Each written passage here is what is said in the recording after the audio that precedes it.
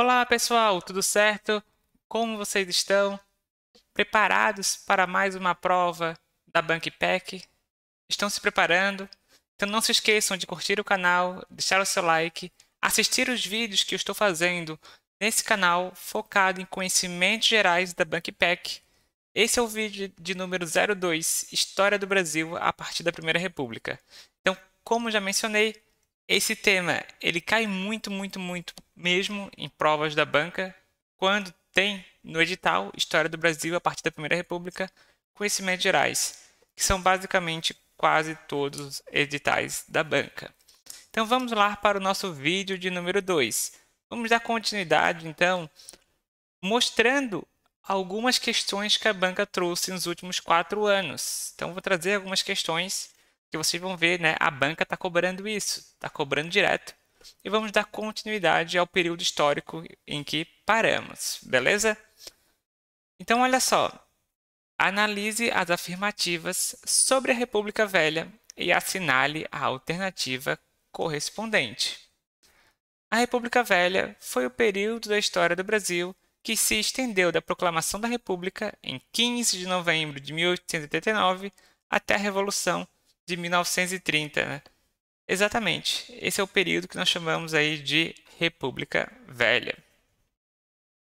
Alternativa 2. O segundo período ficou conhecido como República Oligárquica, que se caracterizou por dar maior poder às elites regionais, em especial do sul e sudeste do país. As oligarquias dominantes eram as forças políticas republicanas de São Paulo e Minas Gerais, que se revezavam na presidência. Essa hegemonia paulista e mineira denomina-se política do café com leite. Isso mesmo, né, pessoal? Política aí do café com leite, então. É o período que aconteceu aí durante a República Velha, né? Alternava São Paulo e Minas Gerais como os presidentes à época, como a gente está observando. 3. Esse período da história foi marcado pela ausência de conflitos políticos. Não, né? Nós já vimos na última aula, né, pessoal? A Revolta dos Canudos foi uma das revoltas. E nessa aula vamos ver outras também revoltas, uma guerra do contestado também, que aconteceu durante esse período da República Velha, tá bom? Então a 3 a gente já teria como saber, nós já vimos na aula passada, né, que teve a Revolta do Canudos, e hoje vamos ver várias outras revoltas e conflitos políticos durante esse período, tá bom? Somente a 1 e a 2 estavam corretas, a alternativa D. Tranquilo? A banca gosta, olha só, mais uma questão nos últimos 4 anos. A política de revezamento do Porto Nacional, executada na República Velha entre 1898 e 1930, por presidentes civis, então já passou aí o Floriano, né? Agora o presidente só civis, fortemente influenciados pelo setor agrário do estado de São Paulo, mais poderoso economicamente, e Minas Gerais, maior polo eleitoral da época. Então ele está falando, né, que esse período, o período da República Velha, tivemos aí revezamento de presidentes civis de São Paulo e Minas Gerais. Qual que é o nome? Política café com leite. De novo, viram? Café com leite. Essa questão, ó, nós comentamos na aula passada. Em 24 de fevereiro de 1891, foi promulgada a segunda Constituição Brasileira. Deixa eu até passar aqui para a gente relembrar. Ó. Deixa eu voltar aqui. Ó, a segunda Constituição Brasileira, então, de 1891, instituiu o federalismo, separou o Estado da Igreja, garantia liberdade individual, sufrágio universal masculino. Então agora todos os homens poderiam votar sem exclusão da renda, tá? Então isso foi um ponto que foi excluído. E olha só, assinale a alternativa que apresenta uma característica da Constituição de 1891. Criou o poder moderador? Não, tá, pessoal? Não criou o poder moderador, não tem mais poder moderador, é república, né? Não tem poder moderador. Fim do voto censitário. Isso mesmo. Fim do voto, né? Que estabelecia como limite só os ricos, por exemplo, né? Só determinada renda poderia votar. É o sufrágio universal masculino, né? Com algumas limitações. Chamado nessa Constituição, a Constituição de 1891, tá, pessoal? a união entre o Estado. Não, mentira. Nesse momento tivemos a separação entre o Estado e a Igreja Católica. Tá? Direito ao culto apenas à religião católica. Não. Separação oficial do Estado e religião. Permissão do uso de brasão e títulos de nobres. Né? Não. Então, a alternativa correta, a única possível, fim do voto censitário ou por renda. Vamos dar continuidade. Dando continuidade agora a Campos Salles. Então, Campos Salles se tornou o quarto presidente da República. E o mandato dele foi marcado por austeridade fiscal. Então, teve sempre uma preocupação em termos aí econômicos do governo. Foi intermediada pelo ministro da Fazenda, Joaquim Murtinho, que é bem conhecido, e promoveu aumento de impostos e redução de despesas públicas. Controle do salário dos servidores públicos também. Campos Salles, então, foi um governo mais tranquilo, né? Não tem muitas revoltas marcantes durante seu período, né? E aí procurou um sucessor político. E o seu sucessor foi, né? Então, dessa vez, de São Paulo, né? Lembrando, café com leite, política café com leite. O sucessor foi de São Paulo, Rodrigo Alves, né? Bom, e Rodrigo Alves até já tinha atuado, inclusive, como ministro da Fazenda durante o período do governo de Floriano Peixoto. Então, depois de Campos Salles, que foi um governo mais tranquilo, sem revoltas conhecidas, né, marcado pela austeridade fiscal, vemos então Rodrigo Alves, fazendeiro paulista, que assumiu o poder, né, de 1902 até 1906. E aí ele manteve o poder, né, nas oligarquias que dominavam o poder na época. E o principal ponto que é lembrado do Rodrigues Alves foi a questão, né, das mudanças na cidade do Rio de Janeiro, que representava basicamente o poder público federal, né? Então o que aconteceu? Nós sabemos que nesse momento, né, o Rio, até pela questão da abolição da escravatura, tínhamos também vários estrangeiros, né, imigrando. Tivemos uma questão de várias habitações insalubres, a falta de planejamento urbano, então, na cidade capital, né, do Brasil, no momento que era Rio de Janeiro. E tudo isso gerava uma certa questão de problemas de saúde pública, febre amarela, varíola, peste bubônica. E o governo dele, então, é marcado pela questão de busca de ajuste, né, e reforma dessa cidade, a questão sanitária. E nesse momento tivemos também a revolta da vacina, em 1904. Durante o governo então de Rodrigo Alves, nós tivemos o Plano de Combate a Epidemias, criado pelo médico Oswaldo Cruz. E tinha basicamente, né, respaldo de uma lei autoritária que obrigava a vacina. Então essa questão da obrigatoriedade de vacina foi o que fez também, né, que acontecesse a revolta, né, a revolta da vacina. Inclusive, a lei permitia o uso de forças, né, policiais. Ó, vai vacinar, senão o couro come. Então, basicamente assim, né, resumindo, era permitido pela lei, né, até o uso de força da polícia para vacinação. E isso fez, né, de imediato com que acontecesse várias revoltas populares de uma forma geral. Além disso, também tínhamos outro ponto. Durante o período de Rodrigo Alves, tivemos a negociação para a anexação do Acre. Isso mesmo. Então, o Acre estava sendo aí discutido como anexar, como seria feita, né, a sua compra. E aí, durante o período deles, temos mais uma revolta, né, a revolta da vacina. Ela aconteceu entre o dia 10 e 16 de novembro, anotem aí, de 1904. Eles gostam de cobrar, tá, essas revoltas. 10 e 16 de novembro de 1904, na cidade do Rio de Janeiro, que à época era a capital do Brasil, né? Era onde se concentrava todo o poder público federal. Era onde, né, também recebia muita população, parte de imigrantes, parte de moradores residentes. A cidade crescia e por isso faltava aí planejamento urbano na percepção aí de Rodrigues Alves. E todo esse contexto, então, né, foi o que aconteceu a revolta da vacina em relação à vacinação forçada. E a ordem presidencial, ó, era modernização e revitalização, né? Modernização e revitalização. E ela foi liderada pelo Oswaldo Cruz. E aconteceu, né? As vacinações compulsórias foram, de geral, de forma violenta. As escolas passaram a exigir, né, carta de vacinação. E tudo isso gerou, então, durante o dia 10 e 16 de novembro, uma revolta de parte da população com a destruição de vários bens públicos e, é claro, né, uma repressão violenta também por parte aí do poder governamental. Foram 30 pessoas mortas e mais de uma centena de feridos, então, no confronto. Muitas pessoas também, né, dizem que esse foi o primeiro passo, né, para ajuste hoje das nossas políticas públicas de vacina, né? É claro que no começo não foi muito bem recebida.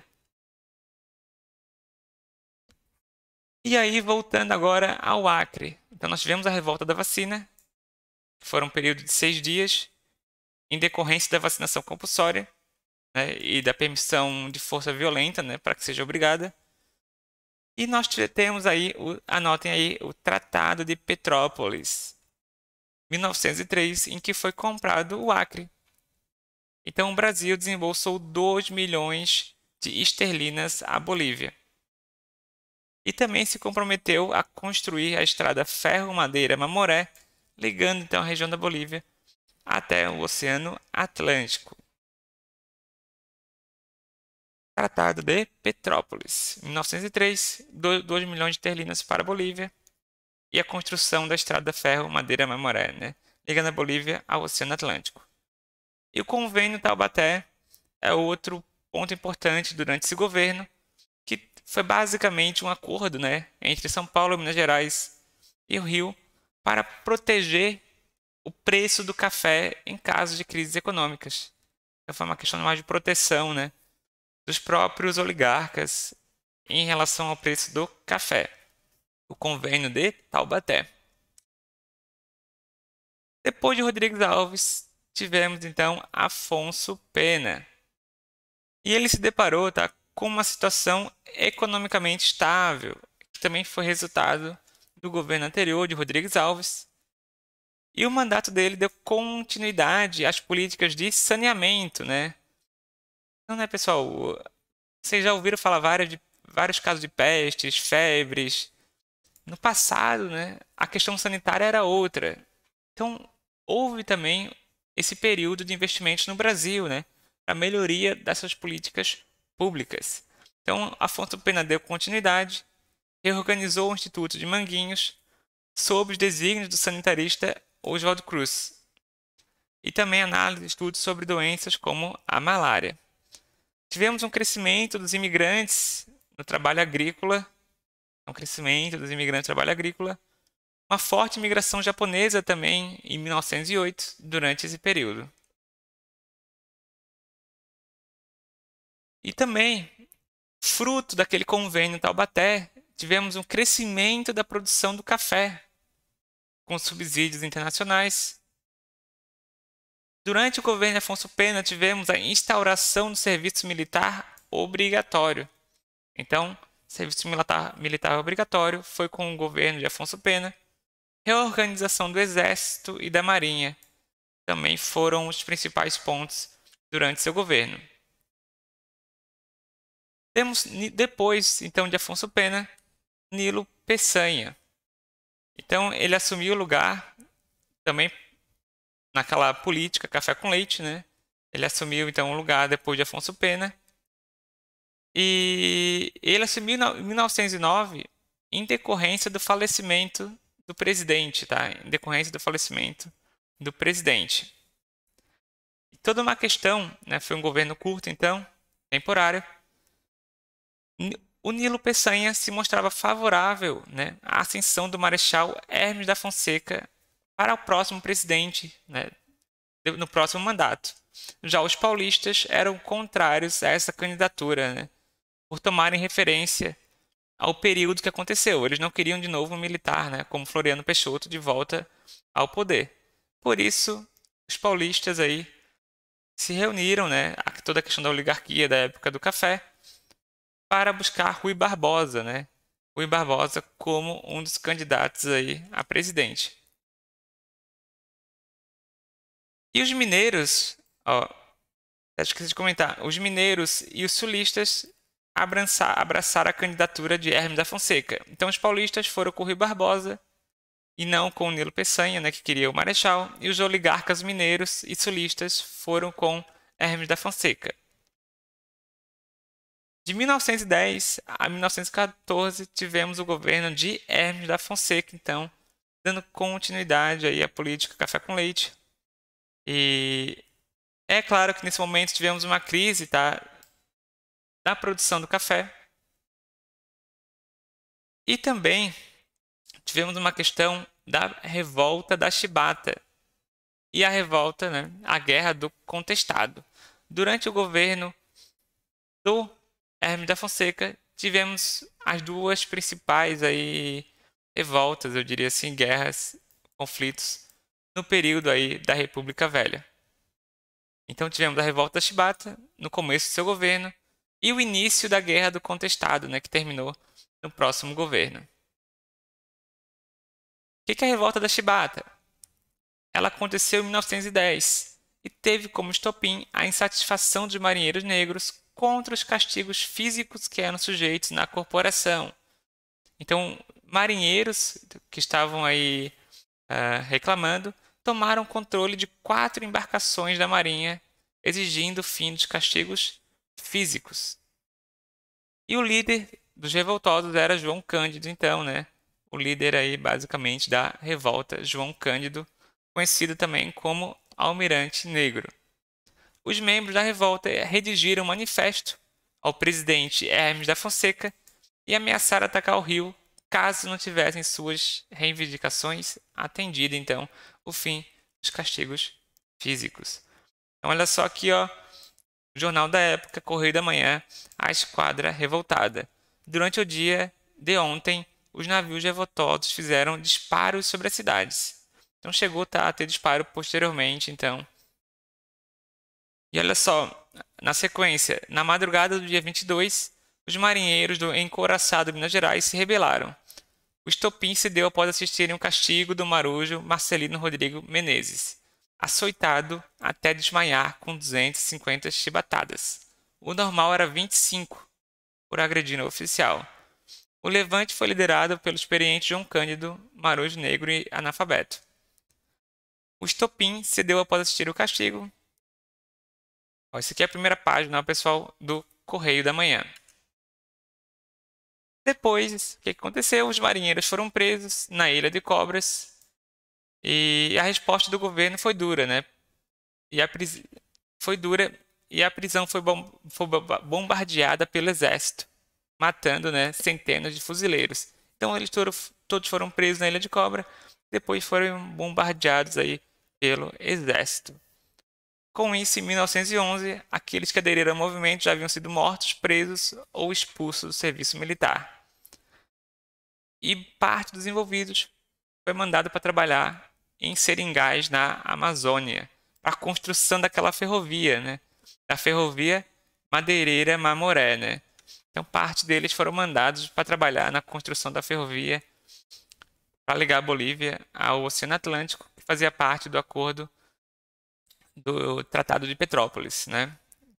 Parte morreu, bombardeada, e parte foi mandado para a Amazônia.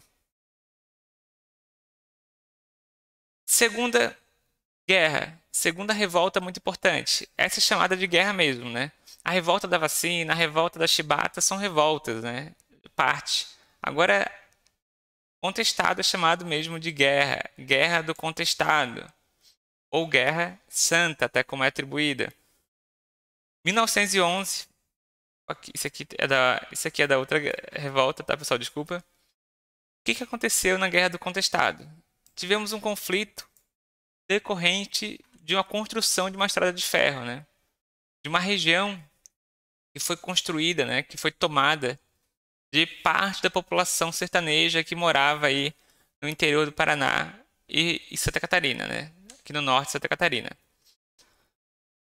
O governo federal, então, concedeu grande extensão de terra nos limites do estado do Paraná e Santa Catarina, ali na região de Mafra.